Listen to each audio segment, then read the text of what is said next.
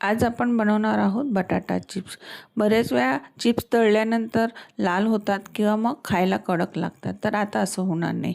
आज मी तुम्हाला बटाटा चिप्स कसे बनवायचे सांगणार आहे। तुम्ही देखील बनवत असाल, पण माझी पद्धत अशी आहे। आज मी तुम्हाला लाल बटाट्याचे आणि पांढऱ्या बटाट्याचे दोन्ही प्रकारचे चिप्स करून दाखवणार आहे। दोन्ही याचे छान असे पांढरे शुभ्र आणि कुरकुरीत असे बटाटा चिप्स होतात। सर्वप्रथम दोन्ही प्रकारचे बटाटे मी छान सोलून घेतले आणि सोलल्यानंतर पाण्यात टाकून घ्यायचे। छान पातळ असे चिप्स हे करून घ्यायचे। चिप्स केल्यानंतर सगळ्यात महत्त्वाची स्टेप्स असते की बटाटे छानपैकी असे धुवून घेतले।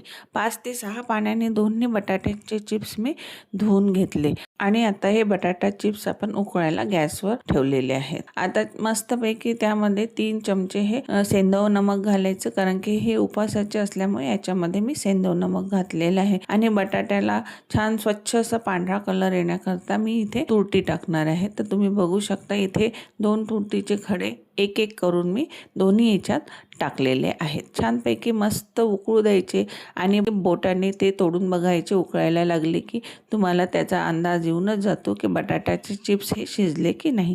त्यानंतर एका चाळणीमध्ये काढून घ्यायचे आणि थंड व्हायला ठेवून द्यायचे। थंड झाले की मस्त नेहमीप्रमाणे ते छान एक एक करून हे वाळू घालायचे आणि उन्हात 3 ते 4 दिवस मस्तपैकी असे वाळू घालायचे। बटाट्याचे चिप्स करताना तुम्ही एक काळजी घ्यायची की बटाट्याचे चिप्स केल्यानंतर ते चांगले 5 ते 6 पाण्याने स्वच्छ धुवून घ्यायचे, म्हणजे त्यातला स्टार्च निघून जाईल। आणि त्यामध्ये उकळताना थोडा तुरटीचा खडा हा टाकायचा। बघा तुम्ही इथे किती छान प्रकारे आपले दोन्ही प्रकारचे बटाट्याचे चिप्स हे तळून झालेले छान फुललेले आहेत। अशा प्रकारे आज आपली कुरकुरीत आणि पांढरे शुभ्र बटाटा चिप्सची रेसिपी झालेली आहे। आणि माझ्या चॅनलला लाईक शेअर सबस्क्राईब जरूर करा। धन्यवाद।